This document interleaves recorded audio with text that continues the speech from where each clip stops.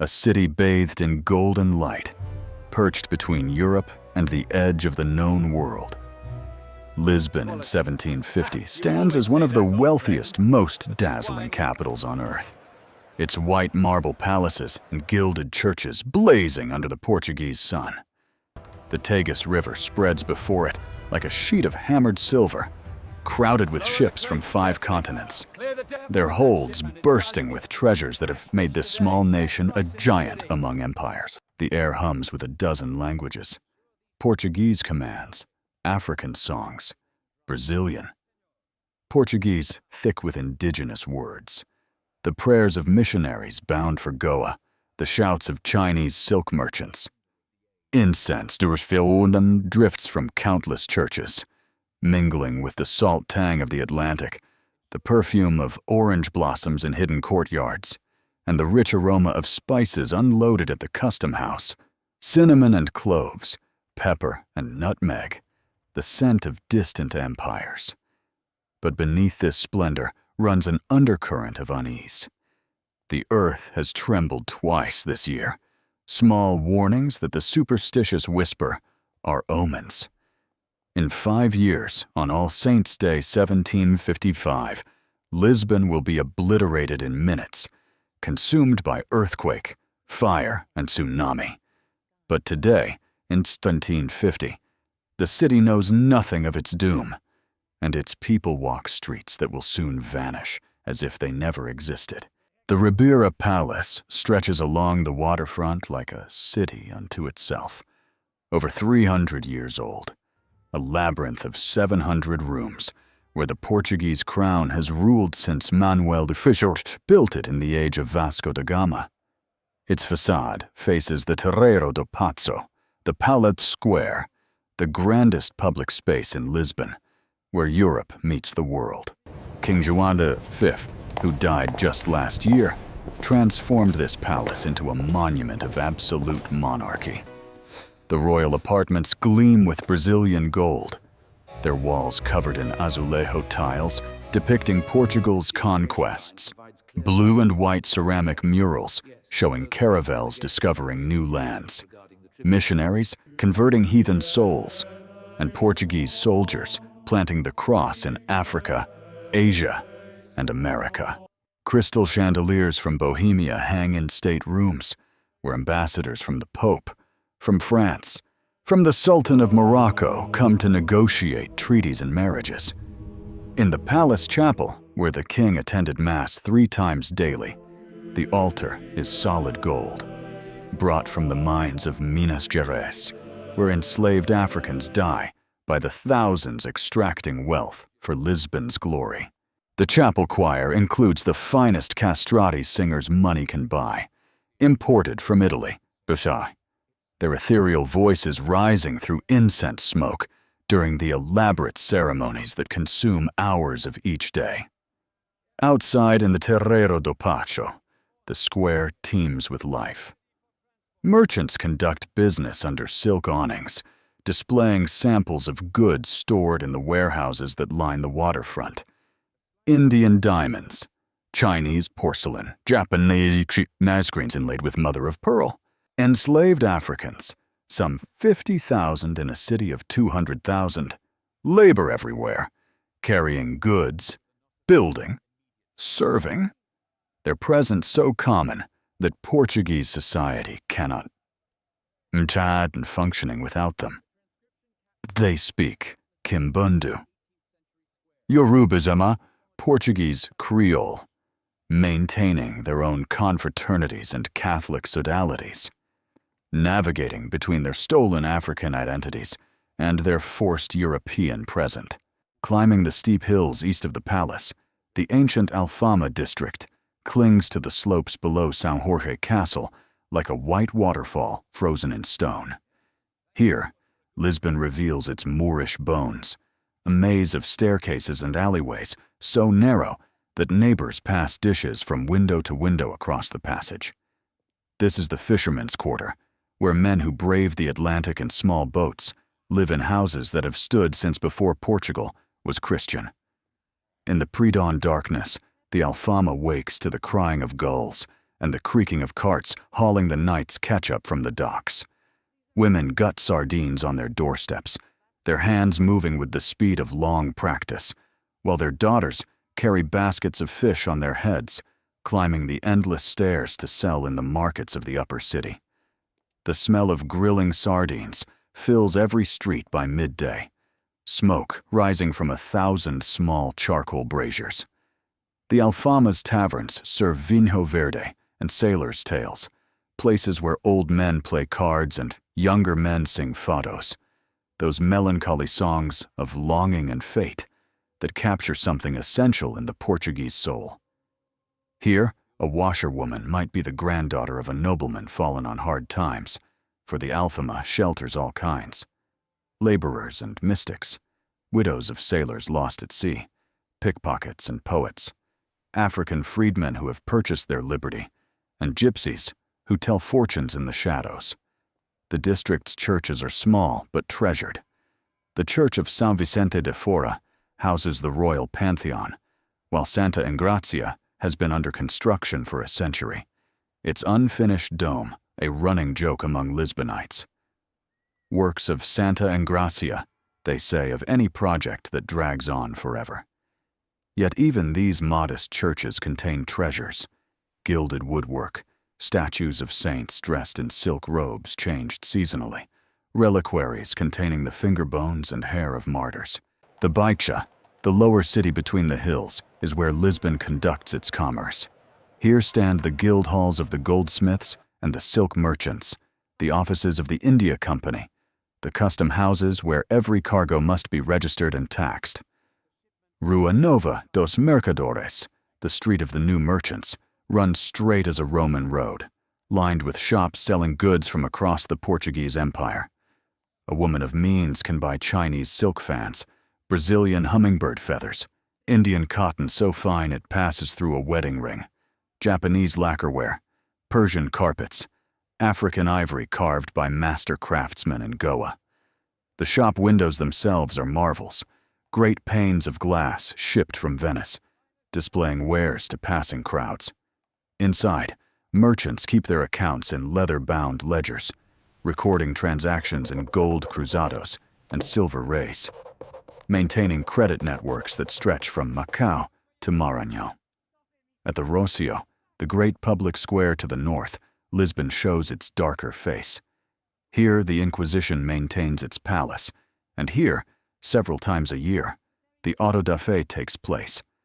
Thousands gather to watch the condemned, those accused of secret Judaism, heresy, or witchcraft, parade in yellow San Benitos before facing their sentences. Some recant and receive mercy, others remain defiant and face the flames at the quemadero outside the city walls. The Portuguese Inquisition, though past its most brutal phase, still casts a shadow of fear, and families guard their words carefully, especially those of new Christian descent, converted Jews whose faith is forever suspect. But the Rocio also hosts the great markets. Every morning, farmers from the countryside bring vegetables, fruit, cheese, and eggs. In autumn, the chestnut sellers arrive with their braziers, roasting the nuts that will sustain the poor through winter. Acrobats and fortune-tellers work the crowds, and water sellers with huge clay jars on their backs cry their trade.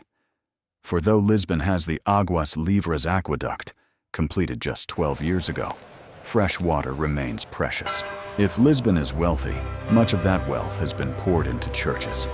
The city boasts over 40 convents and monasteries, and churches seem to occupy every street corner. The Church of São Roque appears modest from outside, but within, its chapel of St. John the Baptist is the most expensive religious space ever created.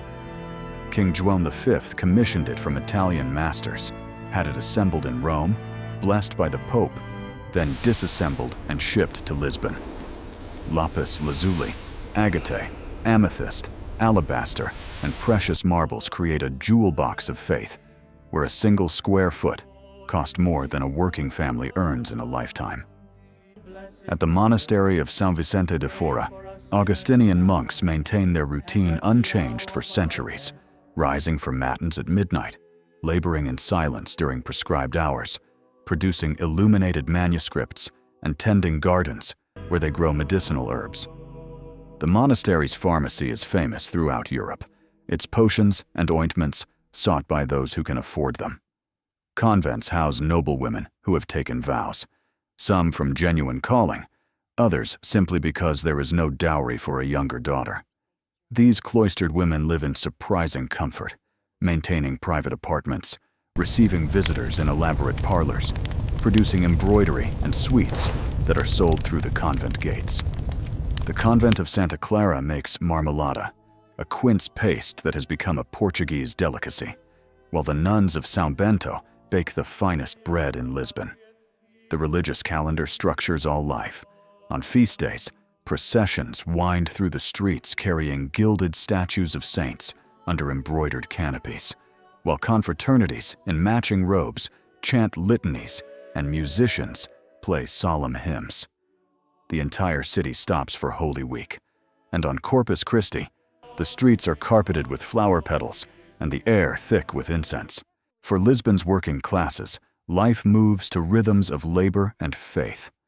At dawn, the city wakes to church bells and street cries, the milk seller with her cow, the bread woman with her basket, the knife grinder with his wheel and bell.